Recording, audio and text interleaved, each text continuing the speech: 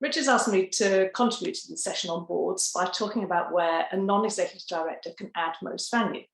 And to provide a little bit of background, I've been a NED for 10 years, and at present I sit on 4 boards, 2 of which I chair. And I will mention one of them specifically, which is Milton Keynes Development Partnership, which I'm incredibly proud today. I don't know whether you heard the news, but Milton Keynes has actually just received city status. So well done, Milton Keynes.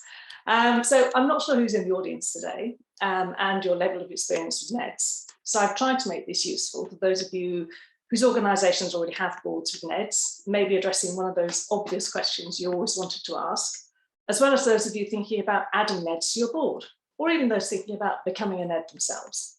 It's probably worth stating up front, tempting as some of these might sound, with what NEDs shouldn't be there to do. And I've highlighted 3 areas. So starting with the old-fashioned view on what NEDs did, say, 20 years ago, they aren't there to add grandeur and gravitas or a few gongs to your board in exchange for tea and biscuits. Neither are they there to opine on their lengthy experience and what they've achieved in their careers. Secondly, some companies see them as a cheap and easy way to get free consultancy or the little black book of contacts. There's a limit to how much consultancy you're going to get for your 20 days a year, and you're much better using dedicated experts if you need that advice. Similarly, the little black book may look great on paper, but they quite often remain closed and are rarely as useful as people hope. Finally, and there's a clue in the name, they're not executives. They're not there to run a business or to tell the executive what to do. So if we take a brief look at the board's responsibilities, this helps point towards where the NED can add most value. These include culture, strategy, performance, risk, remuneration, and assurance. So this is a professional role with real responsibilities and liabilities. So turning to the skills a NED brings are many and diverse. NEDs should ideally be all-rounders, bringing a number of different skills. The specifics will depend on the size of the board and what the other board members bring. Some of the fundamental skills that all NEDs should bring include governance, finance understanding, business experience, strategic and analytical skills. Next, they should bring experience and knowledge. And again, I'll split this into those 3 categories. So firstly, industry sector knowledge and experience. For example, a former managing partner or CEO in a professional services firm, or maybe a C-suite executive from a sector you specialise in. They bring lived experience of the issues you're facing. They understand them and they may have solutions. Secondly, you want specific types of business experience that may come from a different sector. You may be looking for someone who's led a business through a pivot or growth phase, expanded overseas, undertaken a digital transformation, or successfully IPO'd a business. They will already have invented that wheel and can help you avoid the common pitfalls.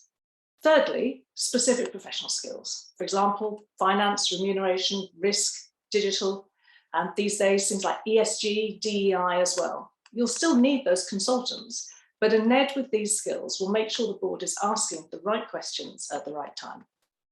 On top of all this, and I think most crucially, NEDs should bring a whole host of personal attributes. These are essential to ensure they're really adding value as a NED. Now, depending on which book, article, or job specification you read, these could include, and this isn't an exhaustive list, independent, interesting, interested, well-rounded, intelligent, supportive, challenging, objective, passionate, curious. If you find all of these in one individual, you've probably found someone superhuman. But continuing with my theme of 3s, these are the 3 that I'd pick out of there. Firstly, a curious and inquiring approach. Your NED should want to spend time understanding the business and the environment it operates in, not just reading the papers the day before the board meeting. And a curious NED will identify and grasp the issues to help the board and the executive evaluate those solutions. Secondly, independence. I think Richard mentioned this back in the introduction. It's key as it enables NEDs to challenge and question decisions because they are independent of the day-to-day running of the business. And this helps them to be objective. It doesn't mean they should be dispassionate. In fact, the opposite. They need to care, to have the best interests of the business as their motivation. Applied well, independence is a potent blend of objectivity and passion. And finally, they need buckets of EQ, particularly the chair. A term quite often applied to NEDs is that they're a critical friend. And achieving that balance is really important.